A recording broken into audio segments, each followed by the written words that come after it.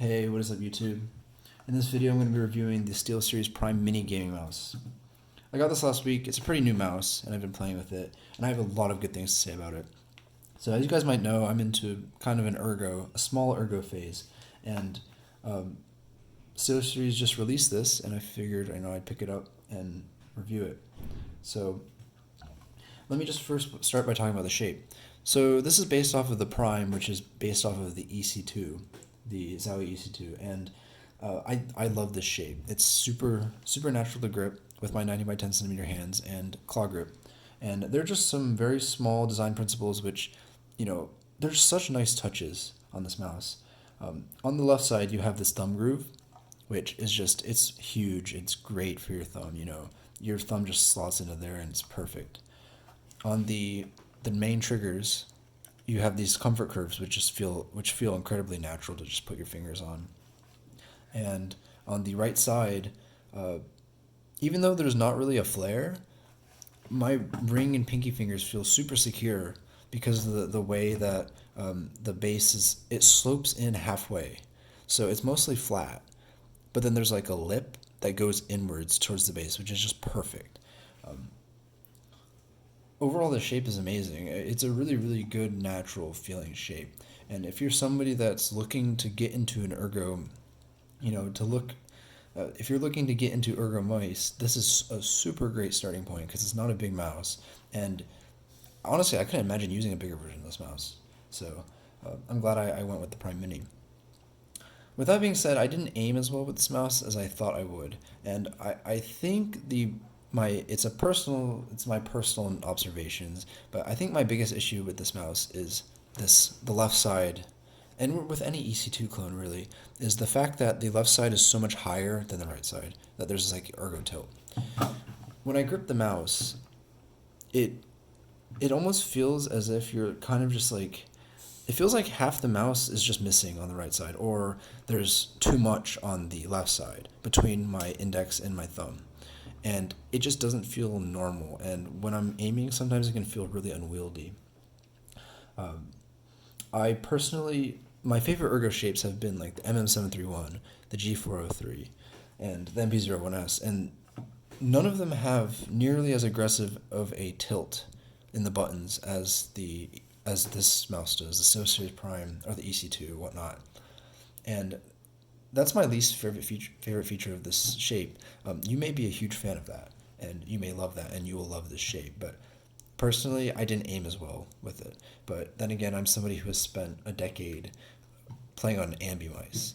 So with that in mind, I really love the shape. It's a top tier shape, and I highly recommend this mouse if you are looking for that smaller EC2 style kind of shape.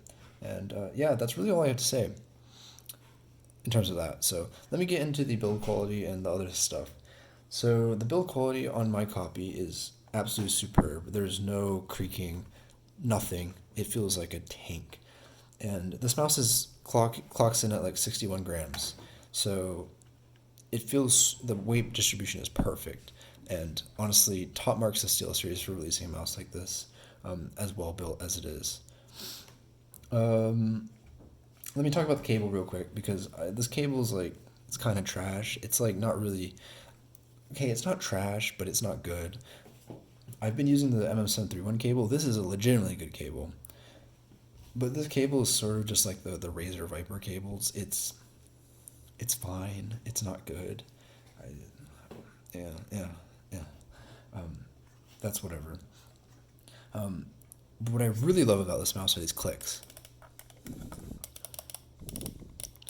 It doesn't come across nearly as well over the mic, but these clicks are just, they are something special, and I really love them. I'm not a click aficionado, but these clicks are so good. They're so satisfying. Um, what is not satisfying, unfortunately, is the click latency, which appears to be about 6 to 8 milliseconds slower than the Razer Viper Mini, which has the fastest optical switches that I have, at least. And that was with like informal bump testing. So basically, I would put them up two mice together and just like slam both clicks with a pen at the same time. And that's not a scientific test at all. But even in game and with reaction time, human benchmark, when I did like 5 runs per mouse, I consistently scored lower with this mouse. With that being said, 6 to 8 milliseconds is not a huge deal. Um, Most of the Zowie, like the Zowie EC1, EC2 series, have 8 milliseconds of delay, and we all know how many CSGO pros use that mouse to great effect. So it's not a big deal, and you can totally get used to it. But it's something to keep in mind, and it's kind of disappointing seeing as this mouse was released and marketed as having optical switches. Um, so yeah, keep that in mind. The sensor used here is a 3389. No problems at all with that. And the mouse feet. These mouse feet are so good. Like, these are literally just like Tiger Arc V1s stuck on a mouse as like stock mouse feet, and I'm super impressed by them. They aren't the fastest feet out there. They are definitely slower than my NP01S mouse feet, but they are super smooth. And yeah, I don't have anything else to say. They're just super good. And the scroll wheel, it's good. It's tactile. It's not too loud. And the middle mouse button is not. It's perfectly tensioned. There's no issues there.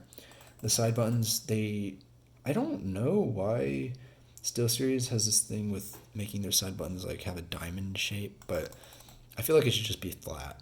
But these side buttons are just whatever. They work. They're clicky. There's no issues there. Um, so yeah, this mouse. Let me talk about the value of this mouse because I think this mouse is actually unlike the wireless version, which is 130 fucking dollars. The wired version comes in at 59, and if you have a student email or a student discount or whatnot, you can get like I think 15% off, which brings it down to like $50.